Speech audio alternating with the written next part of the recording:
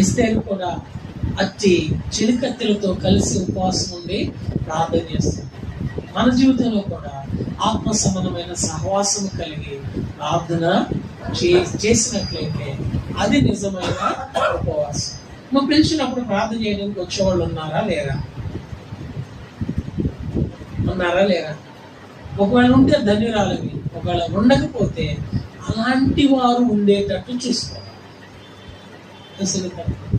అలాగా సునీతకి ఎప్పుడు ఫోన్ చేసినా నాతో కలిసి ఉపవాసాలు ప్రార్థన చేసే స్నేహితురాళ్ళు, ఆత్మీయులు ఉండేటట్లు. మనకు అలాంటి వాళ్ళు లేకపోతే మనం చేసే స్నేహం నిజమైన స్నేహం కాదు. అలాంటి వాళ్ళు కావాలి. అలాంటి వాళ్ళు ఉండేటట్టు. శారకి ఎప్పుడు ఫోన్ చేసినా ప్రార్థన చేసుకున్నావు రాక అంటే ఏం చేయాలా? వచ్చేటట్టు. సుమలా ఎప్పుడు ఫోన్ చేసినా అమ్మ ప్రార్థన అంటే ఏం చేయాలా? సరేనన్నా అనేటట్టుండ. ప్రార్థన ఇప్పుడు ప్రార్థన రేపు చూద్దాం అన్నా అనేటట్టుండ. అలాంటి స్నేహం మనకి ప్రయోజనకరమేం కాదు. దేవుని ప్రజల మీద ఉన్న సామాన్యంగా ఏమీ తొలగి. కాబట్టి రెండవది, ఆమె చెలికత్తెలతో కలిసి సహవాసంగా ప్రార్థించే అనుభవము కలిగి. మూడో చూసుకుని ప్రార్థనలో ప్రవేశిస్తాము. మూడో చూస్తామండి 2వ అధ్యాయం 15వ వచనం. మొర్దెకై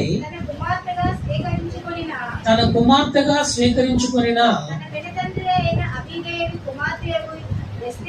ఎస్తేరు వచ్చినప్పుడు స్త్రీలను బాయి రాజు యొక్క చంద్రుడైన హేగే నిర్ణయించిన అలంకారము కాక ఆమె మరి ఏమీ కోరలేదు.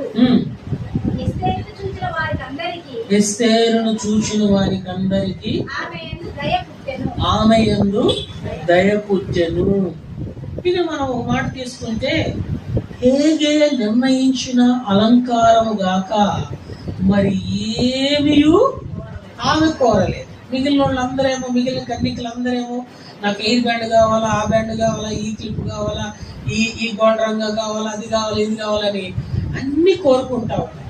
కానీ ఎస్తేరు అయితే మాత్రం హేగే ఏమి నిర్ణయించినాడో అవి తప్ప ఇంకేమీ కోరుకోలేదు.